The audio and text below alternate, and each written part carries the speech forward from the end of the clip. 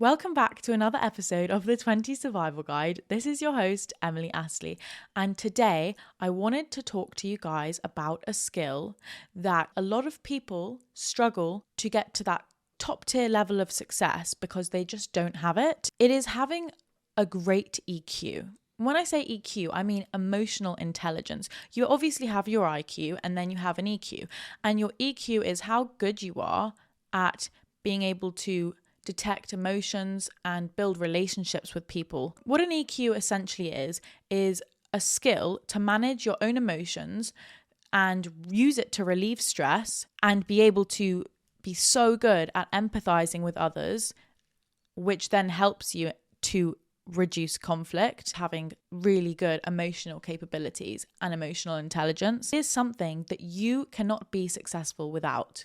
But it's okay if you feel like you don't know what your EQ is, because today I'm going to talk to you guys about why an EQ is important, especially in your 20s, and how you can improve it. Without further ado, let's get into the episode.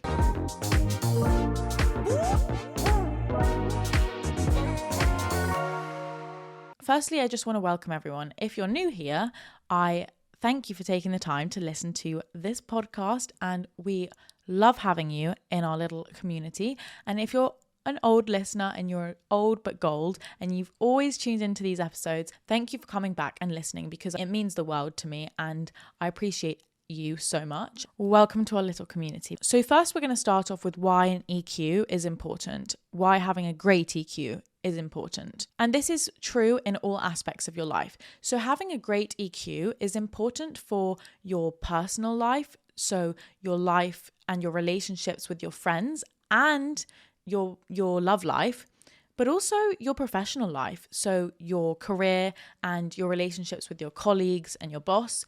Honestly, having a good EQ will help everything, all of those relationships that you have. Like, they will flourish and be so much better than you could have ever thought when you focus on your EQ. Your relationships will be better with your friends because you understand their emotions and situations. You can give better advice to them. You can understand what they're going through a bit more. You can read them and be able to just be that friend that they want to come to for advice, because you are so in touch with your emotions and you're listening not to just what they're saying, but to their emotions and how they're dealing with it. So you use that skill to take into account what advice you're giving them, and it tends to be better when you take that into account. You create better relationships in your love life because having a high EQ is linked with great communication skills. And we all know, the older we get now, that communication is so important for a relationship to last, for a relationship to be healthy. And it's so hard because obviously we all think, okay, I can communicate, I can talk well, I can speak well, I can address how I feel, but it's so much easier said than done, especially when you're in your love life, your relationship. But being able to communicate better and express your emotions, express your vulnerability, is going to save your relationship in so many ways. So it's positive for your relationship with your partner, it's a positive for your relationship with your friends, and it's also a positive for your relationship with your career. That's because another perk of having a high EQ is being able to be better at decision making. So your decision making skills automatically improve. And that's because you're making decisions now, not just based on facts and information that you're given. Let's say you're in a sales role and you've got all this information on this specific customer, this company, and you know what they want. But if you're not reading their emotion through the phone, in a meeting, their body language, their facial expressions, how they are interacting with you and what they actually feel like as a person, then you're not going to get the best outcome. But if you're reading them emotionally, matching that with all the information, you will then make the best decisions informed by their emotions as well. Like, you need to take into account that we are all humans, and thinking about the other person's emotions is really going to seal any deal. And also, it's just going to help you with your colleagues the same way it will help you with your friends.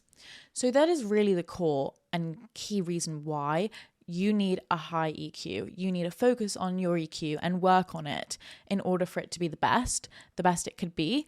And then you'll just be 10 times more successful. And I think some people are naturally really good at that. Others need to work a bit harder, but it's not a skill that can't be taught.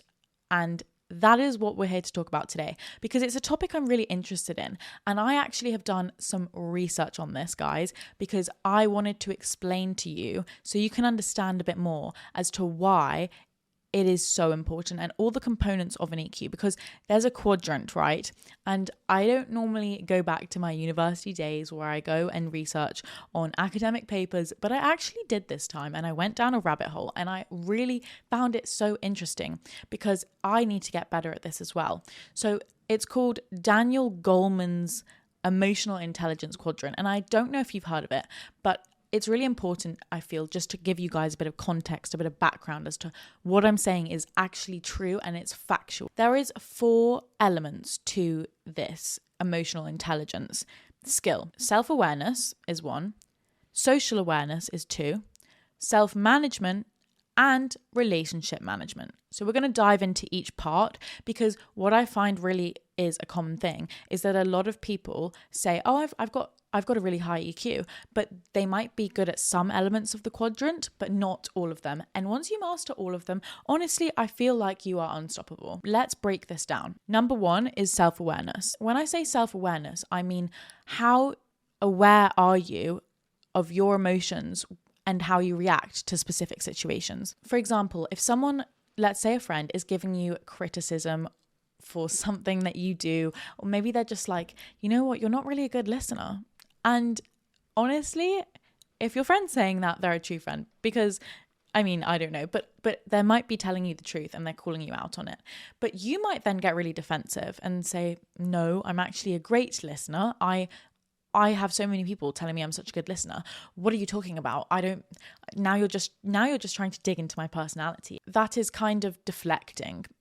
Instead of deflecting and getting frustrated and defensive, someone who is practicing their EQ will notice this reaction that they have to that criticism and think, oh, okay, why am I getting really defensive? Why am I reacting in a slightly angry way to this criticism?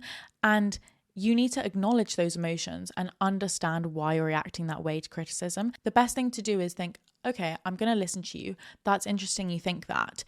And I'm going to think if I also agree with that, instead of just being really angry about it. That's someone who has a higher EQ, right? So if you are thinking, I'm that kind of person, I am the kind of person that will react to someone's criticism of me in that way, make sure that from now on try to notice how you're reacting to specific situations in life and notice if you can change that, because we can all change that. So notice it and then adjust it, right? Because that is important to just acknowledge how you react to things, basically. That is self-awareness. Does that person want me to come to the party, or is that a half-ass invite?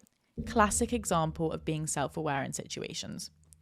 Number 2, social awareness. This is slightly different, and I didn't quite know this until I've done my research. Social awareness is being able to actually read situations well and other people's emotions, and they're 2 different things. So that's not just reading how you react to situations, but how other people are behaving in specific situations and understanding their emotions. So, for example, this is facial expressions, body language. How open are they sitting? You know, how are they reacting when you tell them something about themselves that they might not want to hear, or you're talking to them about something really deep and personal? These things and noticing how someone reacts to it is so important, because then you can now use your strength to respond in a way that's taking into account how they're feeling. So you have complete control, and that is social awareness. So let's say you're networking and you are in a room and you're looking at all of these people talking before you even go and get inside and talk to someone, because honestly, networking, oh my gosh, networking events are exhausting, and we all know that. So you're looking around and you're seeing some people are a little bit more defiant, some people are, you know, a little bit more sheepish, and everyone's just listening to this one person in the corner. How is their body language?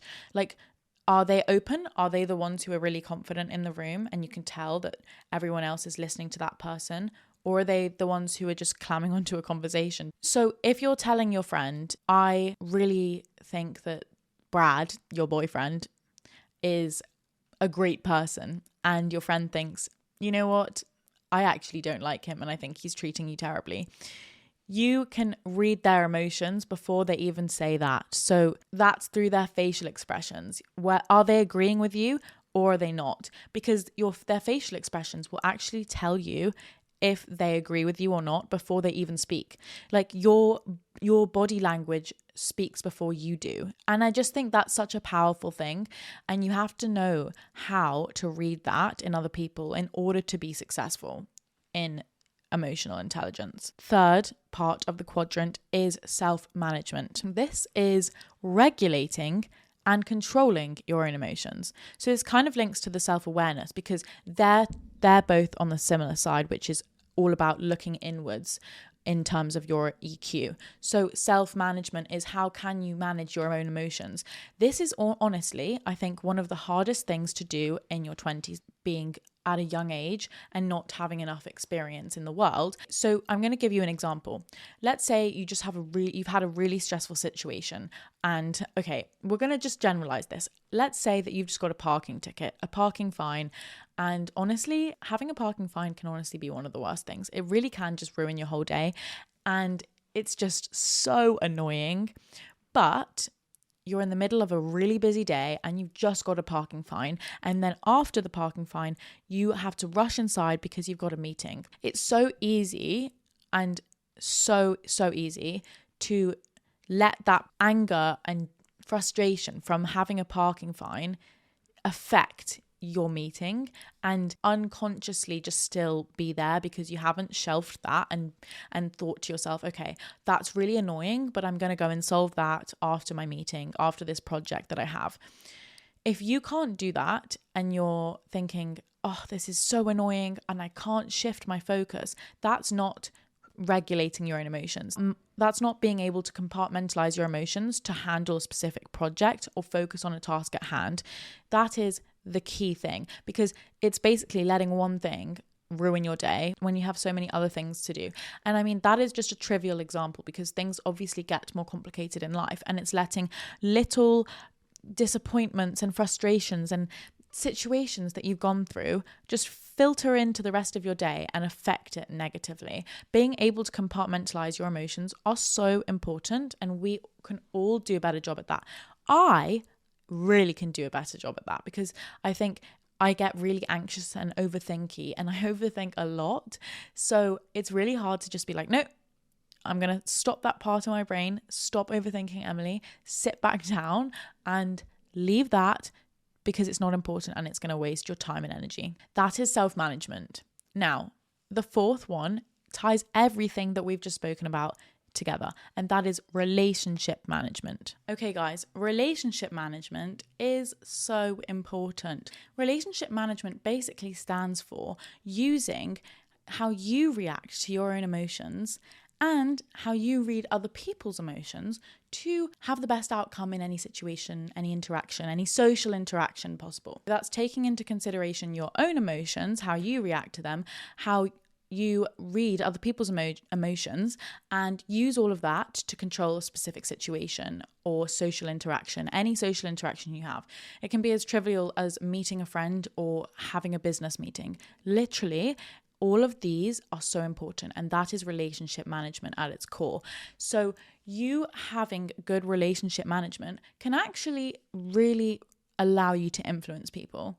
And that's why in roles in the corporate world specifically, those who are in charge of managing relationships are actually really important because they are the ones who will probably make the deals, be able to influence people because they can read other people's emotions, they can control their own emotions, compartmentalize, and react to other people on an individualized basis. So they don't just have a script and they talk the same to absolutely everyone they're meeting with. They mold themselves to each person they're speaking to in a good way and get the best outcome.